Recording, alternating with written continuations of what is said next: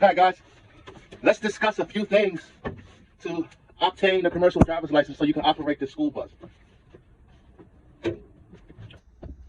You would need your license for at least 3 years to obtain a CDL. The beginning process of this would be you taking your general knowledge exam. Your general knowledge exam can be taken at your local DMV. You will need a test receipt, which is your paper copy of your commercial learner's permit, and it will keep progress of all tests you take. After this test receipt, you can get your actual CLP, commercial learner's permit. Now that you have the test receipt, meaning you passed your general knowledge, your passenger and your school bus endorsements exams, you can get your commercial learner's permit. In the process of obtaining your commercial learner's permit, of course you must pass a vision exam. And in the process of doing that, you must pass a background check, which is your fingerprints. And if all is well with those, you can take your physical exam. You must be in good health to operate a commercial vehicle.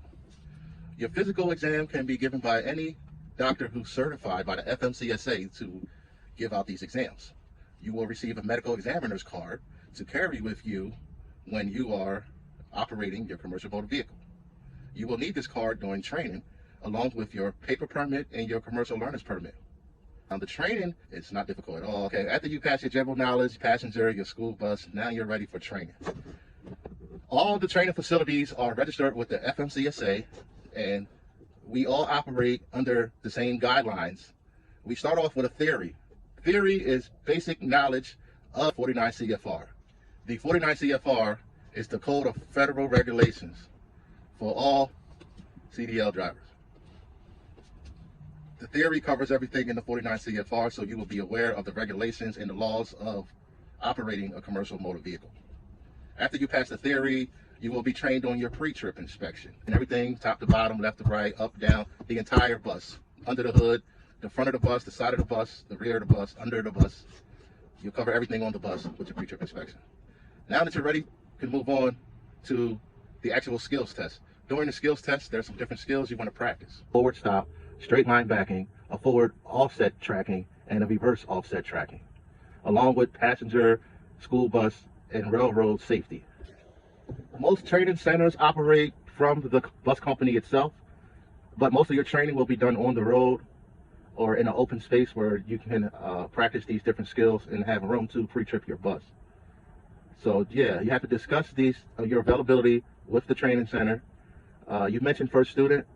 First Student is national, so they have training centers all over, and I'm sure they can make things available for you and with your needs. No, they cannot hire you unless you have your license for 3 years, and of course with a good background, everything that's excellent, but you still have to wait the 3 years. And just discuss your availability with them once you're ready.